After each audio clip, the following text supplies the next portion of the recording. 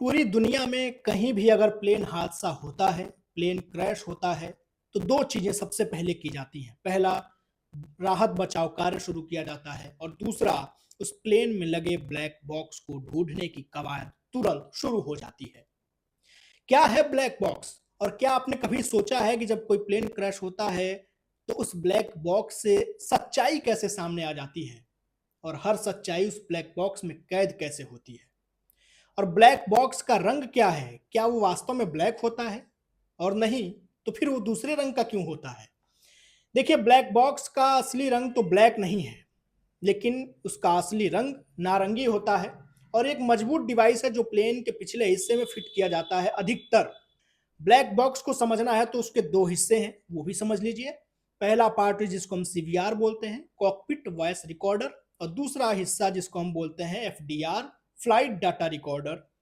अब सीवीआर क्या रिकॉर्ड करता है, तो उसमें आपको पहले ही इसको फुल फॉर्म से पता है, कॉकपिट वॉइस रिकॉर्डर। तो कॉकपिट में पायलट होते हैं, तो पायलट की आवाजें, अलार्म्स और कॉकपिट की सारी बातचीत उसमें रिकॉर्ड होती है। एफडीआर की बात करें तो एफडीआर उसमें रिकॉर्ड होता है स्पीड, एल्टीट्यूड, इंजन की स्थिति और बाकी फ्लाइट से जुड़ी अन्य जानकारियां। ब्लैक बॉक्स कितना मजबूत होता है वो भी जानना जरूरी है। देखिए, ब्लैक बॉक्स ये पानी में करीब 30 दिन तक डाटा को सुरक्षित रख सकता है। ये करीब 1100 डिग्री सेल्सियस तापमान भी झेल सकता है। और यही वजह है कि प्लेन दुर्घटना के बाद सबसे पहले ब्लैक बॉक्स को ढूंढा जाता है, ताकि दुर्घटना की असली सच्चाई का पता लगाया जा सके। अब इसके थोड़े से इतिहास की बात कर लें कि पहली बार इसको कब इस्तेमाल किया था और इसको बनाया किसने था। ब्लैक बॉक्स के इतिहास और इसके आविष्कार के बारे में बात करें तो 1953 में डॉक्टर डेविड वारेन ने इसका आविष्कार किया।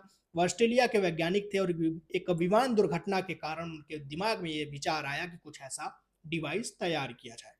पहली बार अब इसका इस्तेमाल कब हुआ वो भी जान लीजिए। ब्लैक बॉक्स का पहली बार इस्तेमाल 1958 परीक्षण स्तर पर हुआ, लेकिन 1960 के बाद से कई देशों ने इसे वाणिज्यिक विमानों में अनिवार्य करना शुरू कर दिया और सबसे पहले ऑस्ट्रेलिया ऐसा देश था जिसने इसे कानूनी रूप से अनिवार्य किया था। उम्मीद है आपको ये जानकारी पसंद आई होगी, तो आप हमारे यूट्यूब चैनल को सब्सक्राइब कर लीजिए, इंस्टाग्राम पेज को फॉलो कर लीजिएगा। बेहद शुक्रिया।